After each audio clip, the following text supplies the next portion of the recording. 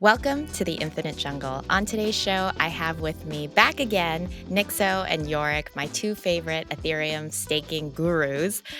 We are very excited to talk about two pretty major topics, I guess. The first is Galaxy's acquisition of CryptoManufaktur, and the second is Orbit SSF, which is extremely technical and mathematical, but we'll get into it maybe. Before we get started with the show, though, here is a quick show disclaimer. I need to remind you to please refer to the disclaimer linked in the podcast show notes and note that none of the information in this podcast constitutes investment advice, an offer, recommendation, or solicitation by Galaxy Digital or any of its affiliates to buy or sell any securities. Hi, Nixo and Yorick. It's been a long time. You guys have not come back on the show for a while. I think both Yorick. Both Yorick and I, our life is constantly in flux. Well, Yorick just for right now, with moving regions and everything. But I'm constantly moving around.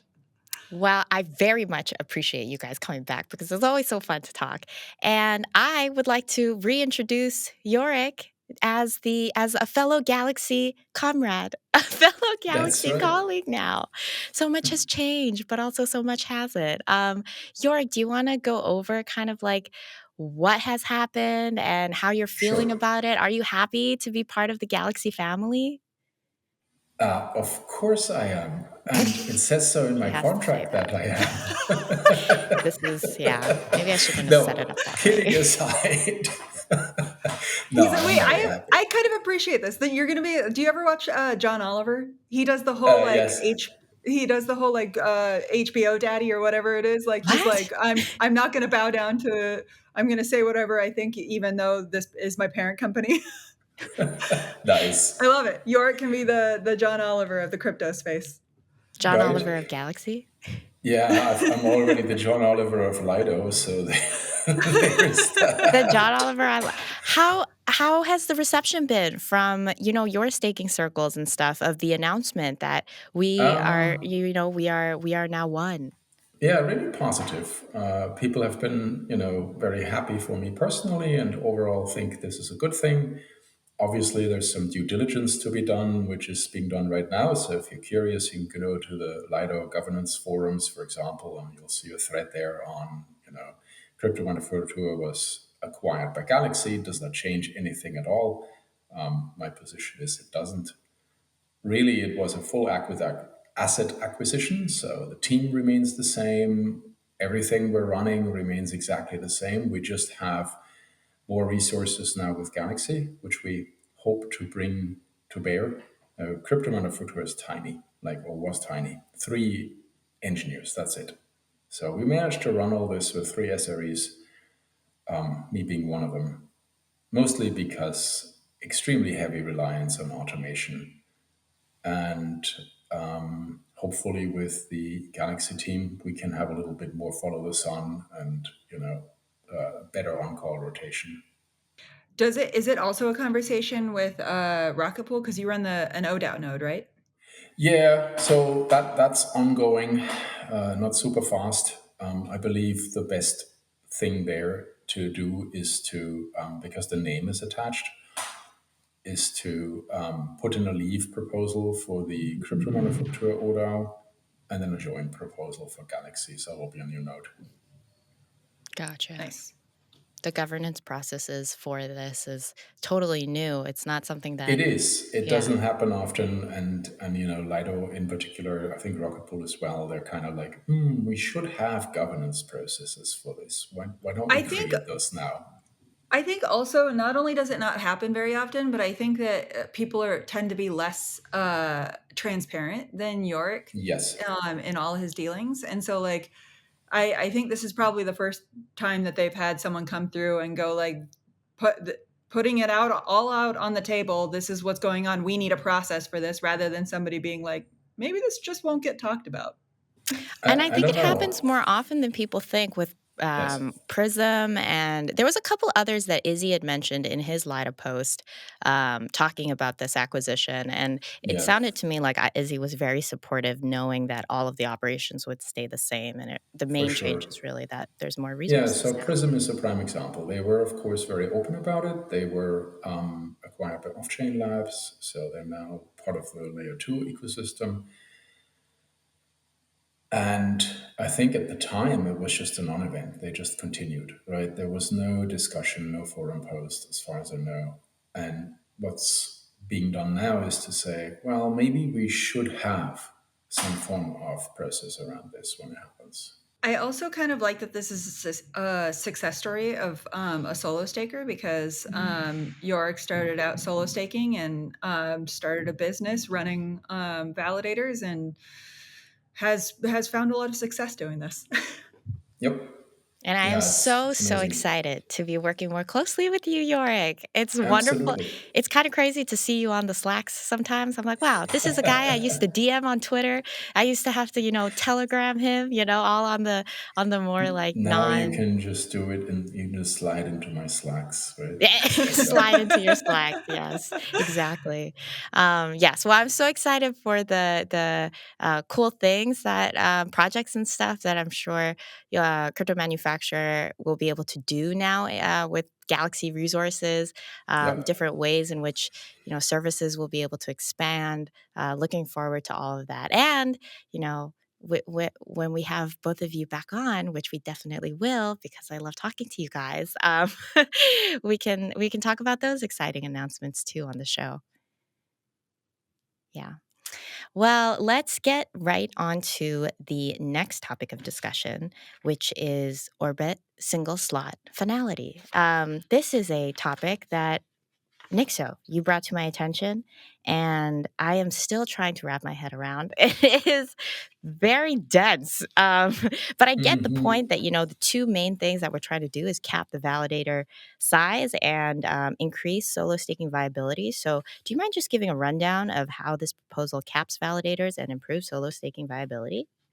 Yes. So I think we're all trying to figure it out. It is a very dense thing, and Yorick and I were talking about it. We were going through it. It solves some issues that he is concerned about. And generally, like when I see solo stakers in the title of a proposal, I want to know what it is. So we were talking about it. And we were like, this would actually be a really good topic to talk about on the Infinite Jungle. So disclaimer: I don't think that I have like the best handle on this, but I will go with what I've understood so far. So the idea is that this was first proposed by actually Vitalik, and it was kind of expanded upon by this blog post. So the idea is you have like a solid core of large validators who are in this active validator set, instead of every validator who has stake being part of the active validator set. And the goal of this is to shrink the number of validators, shrink the number of signatures that are being aggregated, so that it can enable all the stuff that they want with single slot finality. And this sort of is in tandem with max EB, because a problem. So max EB is supposed to encourage people to consolidate a bunch of validators that they run, if they run it on single hardware or on single setups. But there's not really any incentive right now for people to adopt max EB. There is an incentive for solo stakers to adopt max EB, because then we'll get compounded rewards, because then we can earn on 32 or 33, 34, 35 ETH. But for larger validators, one of the concerns Yorick will bring up, I'll graze over it real quick, and then he can actually tell you what it is that if you run 1,000 validators on one setup, and you see a slashing event, you can actually catch that slashing event before all of your validators are slashed. But under this regime, if you have all of them in one validator, or all of your stake in one validator, that slashing event gets all of it at the same time. And even if you reduce the slashing penalty. So like they are going to move the slashing penalty down from 1 ETH per validator to 0.0078 ETH, which is like a drastic reduction. Even if you reduce that, it's still bad for a professional operator, because all of a sudden you have put a lot more stake in a slashed state, which is bad as a professional operator, because that's your job, and you don't want to like all of a sudden have a bunch of validators in slash state. But so I think that this sort of incentivizes, Orbit SSF sort of incentivizes people to take advantage of this, of MaxEB a little bit more. And the stated purpose of this is that it does it in a way that solo stakers should be still relevant to this. But the more I read it, the more I kind of feel like they're shoehorning solo stakers into this, and that it isn't maybe actually beneficial for solo stakers. But that's also like first pass understanding of it. And I hope that Francesco listens to this, so maybe he can get like an understanding of what people understand when they read this paper, because maybe he has some stuff to correct. That would be lovely. Yes, I'll take all the corrections we can get. Why do you get the sense, Nixo, that it's not actually helping solo stakers? Like, where does the skepticism lie? Okay, so the idea is that you have the stable core of larger validators, and that the smaller validators are sort of like orbiting, so they're sometimes active, sometimes not, whereas the larger validators are pretty much almost always active.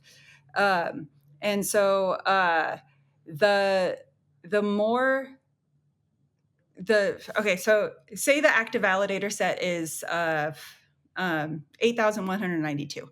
They want that's what they're targeting. They want 8,192 numbers. Okay. It's a power of 2. 2 to the power of. Yeah. Oh. Yeah. So say they're targeting that number, and we actually only have that many validators. That means that rewards are highest for everybody. Whereas if you have a large number of validators who are inactive at any point, it's the consolidated rewards go down for everybody. So it encourages validators to consolidate, because the rewards for everybody go up over the entire validator set if there are fewer validators on the network. Is that your understanding too, Yorick? More or less. So if I can, do you want me to kind of lay out how I'm understanding it? Sure. So you had one disclaimer here. I'll add a second disclaimer. Remind me what your first disclaimer was? Oh, yes, we don't fully understand it. That's right. That is my disclaimer as well. The second disclaimer I'd like to make is this is heavy research.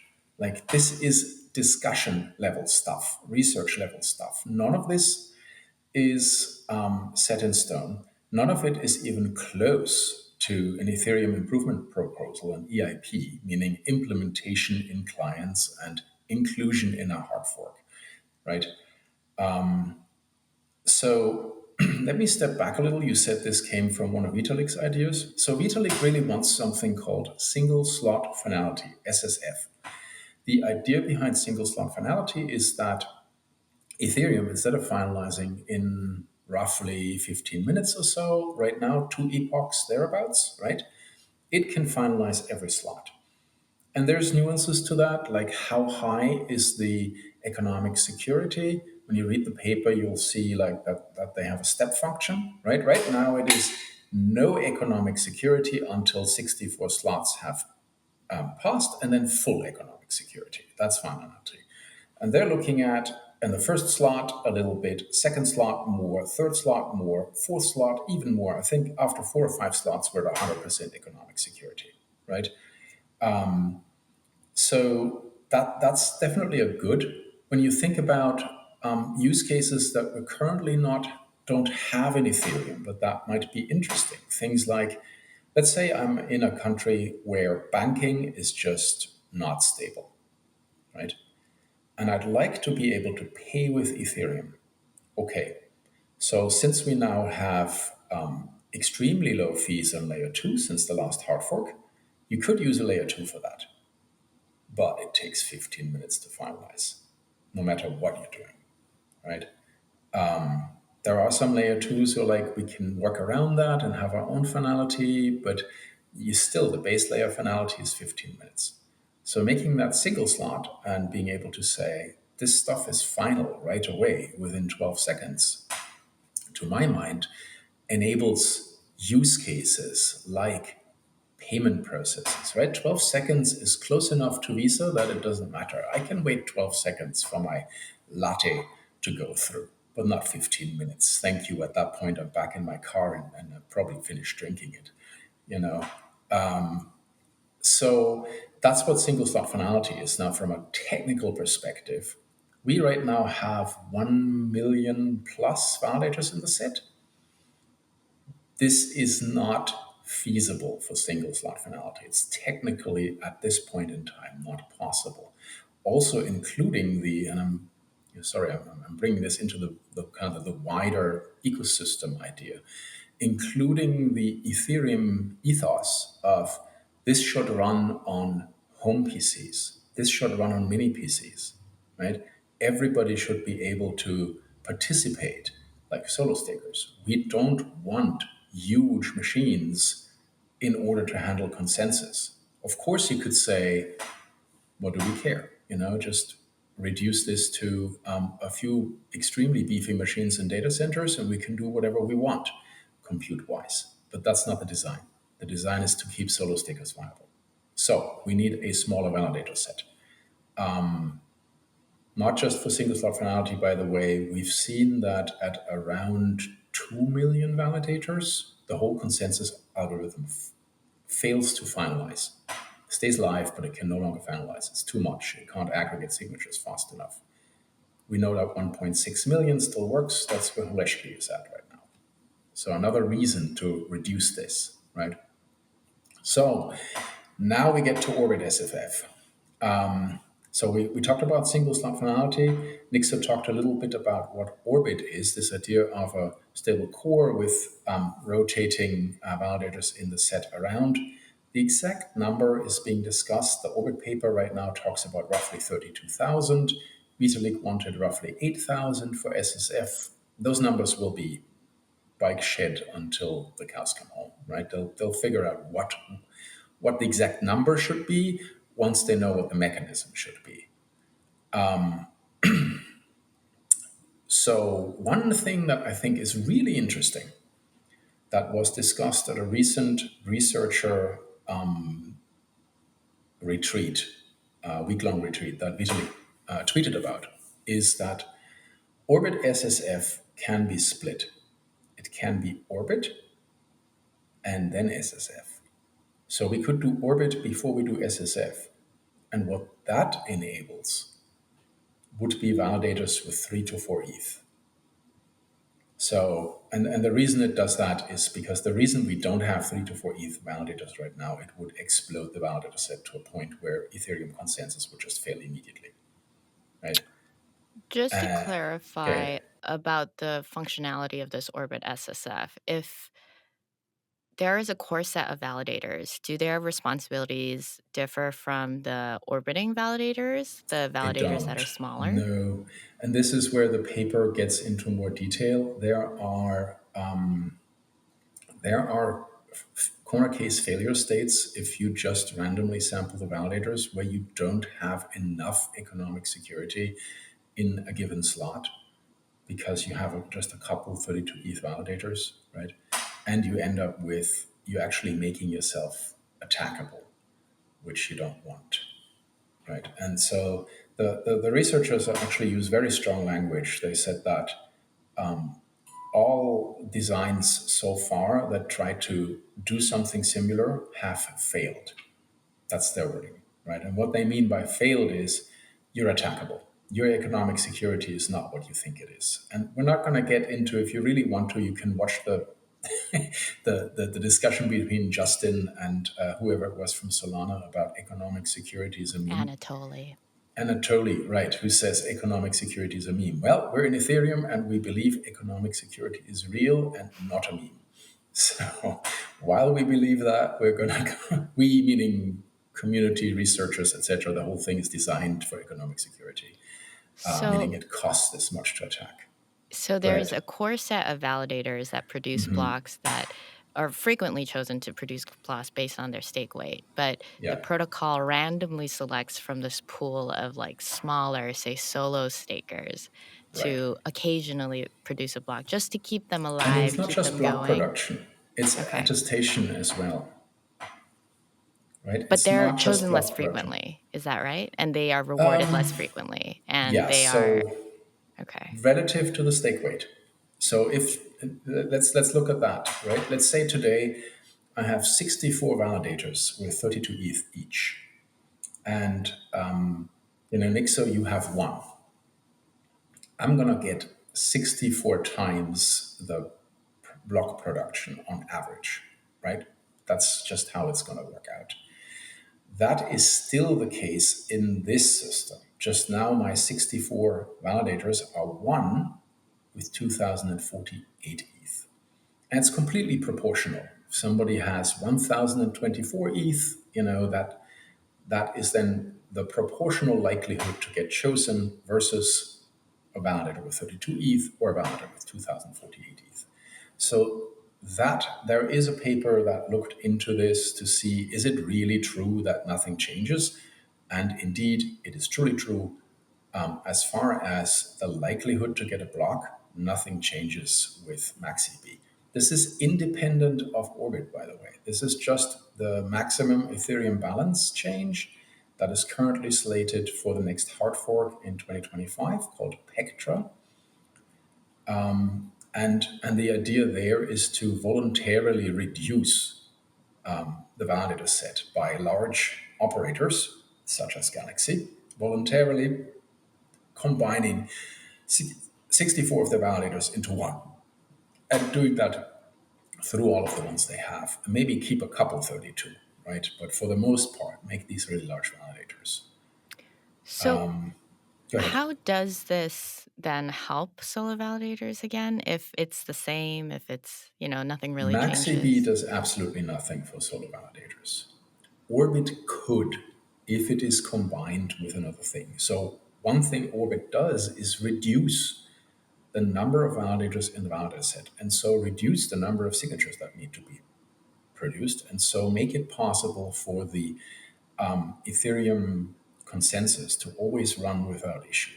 That means there is now room in the design space, and they were discussing this actively, to reduce the minimum balance of a validator to 3 or 4 ETH, something along those lines.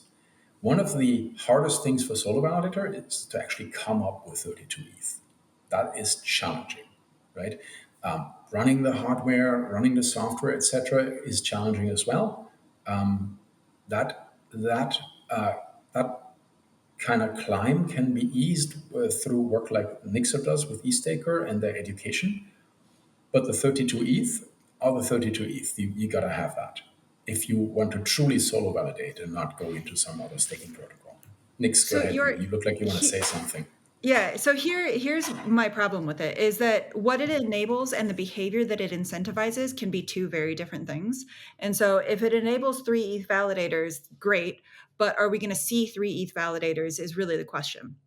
So if the proposal is trying to incentivize people to consolidate, and it gives everyone across the network in general a higher yield if more validators are consolidating, and keep in mind, it doesn't know if validators are correlated and should be consolidating. And so Sure. all it knows is we want some number of validators on the network. So it's just gonna keep wanting more validators to consolidate until it reaches that threshold that it has set.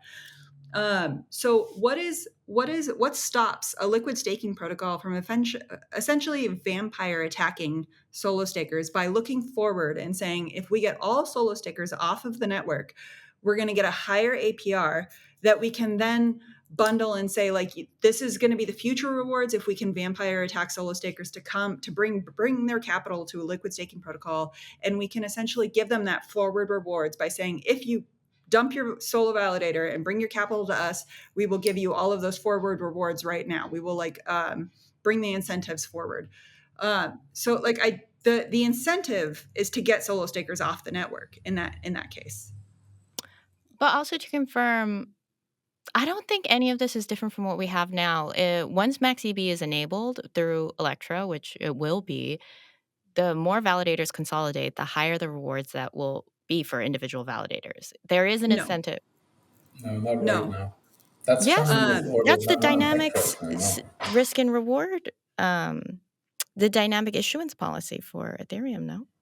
Yield is based on the wait. No, they're going to change that. That's a good point. That's getting changed. So instead of saying the yield is by number of validators, it'll be just by ETH staked.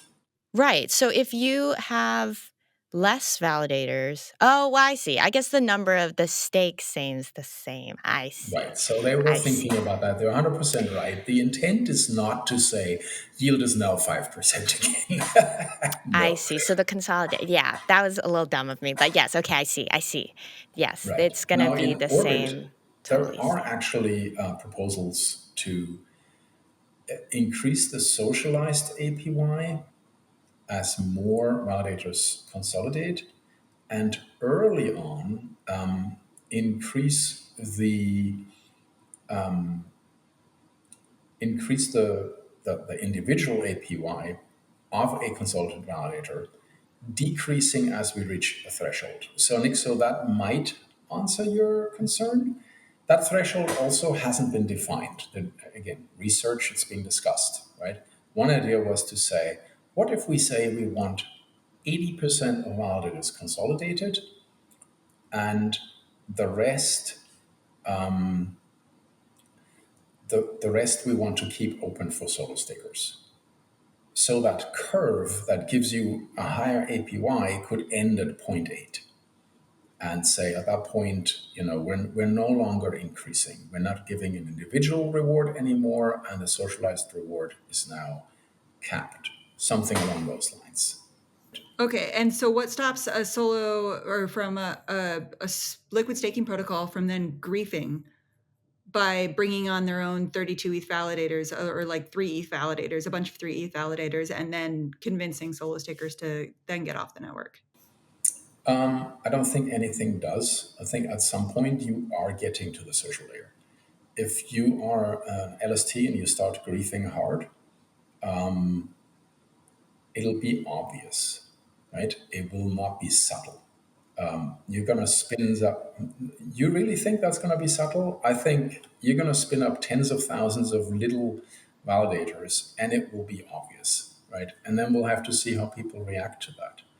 We have seen that with all the noise around 1/3 of stake in Lido, their stake has been reduced through nothing more than market forces to now 29%, right? So people are looking at that risk and they're saying, I don't like the risk. I don't want them to get too big for their bridges. I also think like that coincided with restaking coming on line and like people shifting their capital around. So I don't think we can attribute all of that to the social layer, especially right. When they've been focusing on a different product, which is a restaking product. We have no idea how that's going to pan out, and that could drive STETH adoption way up, depending on what they do with their liquidity. Vitalik outlined the design space for how to get to a smaller validator set so we can actually do single slot finality. Assume that we will get to single slot finality. We can't increase stake forever in Ethereum, and I am extremely skeptical that an issuance curve adjustment will cap it, right? We had those discussions at EthCC. So the three things he outlined from memory, the first one was we all go into DVT. The DVT guys got incredibly excited. I didn't think that was the real kind of path that they were looking at. Do you remember what the second one was? Two-tiered staking? Two-tiered staking, yeah, I think that's right. So you have the big guys doing consensus, and then the little guys, the solo stakers, are no longer involved in consensus. They can do side things, get a little bit of stake, right? That, if Nix, I think, would have killed solo staking in its current form for sure, right? Now you're looking at, run your machine and get a tiny bit of reward for something that has nothing to do with consensus. And if you want the real consensus APY, just stick it in an LST. And the third one, the third option here that he was thinking about is this, some form of rotating validator set. It wasn't Orbit at the time. It was just we rotate the validator set in some way and therefore cap its size at any given time so we can do single slot finality, which preserves solo staking in some meaningful way. I am not on board necessarily with two-tiered staking. I'm feeling ambiguous about that. I see the argument, but I'm feeling ambiguous. I think saying DVT is now protocol enshrined is going too far. DVT has its place, but I think it should remain outside of the protocol. So that leaves option 3. We'll definitely have to dive a little bit deeper into Orbit SSF then, because I agree with you. I feel like the three kind of pathways forward that you just described, it does seem like Orbit SSF, some kind of validator rotation to enable the same kind of responsibilities between small and large validators is the way to go. Nixo? And I think my criticisms of it are all about are all fixable by design. Like if I'm understanding correctly, if my criticisms are valid, then I think that those things can be addressed in adjusting math, adjusting percentages. Okay. And as a final question, you had mentioned, Yorick, that this is all very preliminary research, not something that's going into a hard fork anytime soon. But I guess final question for both of you, is there like an EIP or something that's a little bit farther along that will help solo stakers in the meantime? Because we could get to a point where solo stakers have already gone out of business and developers are 10 years later, retroactively trying to get them back. I mean, there's now an EIP for correlation, anti-correlation incentives, and I think that would honestly be a temporary boost to more decentralized forms of staking, but I think that it could be a pretty good one and a pretty good candidate for the next fork. Yeah, that's an Next fork. interesting one. I'm not sure how much that's gonna do. I think at best what it does is force more node operators to work the way that we already have been, which is where, for example, for Lido, we're keeping 1,000 keys per cluster of machines. Some other people do like 4,000, 5,000, 6,000. And this is so what Nixo is talking about is if your stuff goes down, the more validators are down at the same time, the harsher the penalties. So what you do as an operator is you constrain your blast radius more. This is good for the network, but I don't know that it stops large operators. It just makes them diversify their stuff more. Two things. We already know that it takes professional operators forever to do stuff, especially the larger the operator, the longer it takes for them to implement anything. So true. I do think there'll be a temporary boost in decentralized forms of, or the APR of decentralized forms of staking relative to more professional operators. But also in the worst case scenario where professional operators get their shit together as soon as possible, we've only made the network more resilient, and it sounds like this is a win-win. Right. Agreed. Absolutely. 100%. No, it's fair. Well, thank you guys for raising this on the episode today on Orbit SSF. I'll definitely link to the paper in our show notes. So for people that are listening, please do dive in a little bit more, help us figure this out, and we'll definitely revisit, I guess, this ongoing topic of the path forward for single slot finality, which Yorick, you gave a great overview of, and the solar stakers' role in that future, in the future of Ethereum. Yeah, feels quite precipitous, precarious. That's the word I was looking for, precarious. Okay. Yeah, it does. For those who actually want to read the paper, I highly encourage you to just, if you don't speak math fluently, just skip over the math portions. Basically, the paper says, we believe that this is true, and then there's a paragraph of math which tries to prove it. Just skip And shout the out math to and goes, good enough. And shout out to Mike Neuter, who, please, maybe if you could also put up a secondary post explaining this. For real. People who don't Help speak us. out. Help us, Mike Neuter. You're our only hope. for non-mathematicians. All right. Well, thank you again, Nixo and Yorick. And thank you, everyone who is listening to this show. We hope that you learned something new about Ethereum. Until the next time in your explorations of the infinite jungle that is Ethereum, stay safe out there.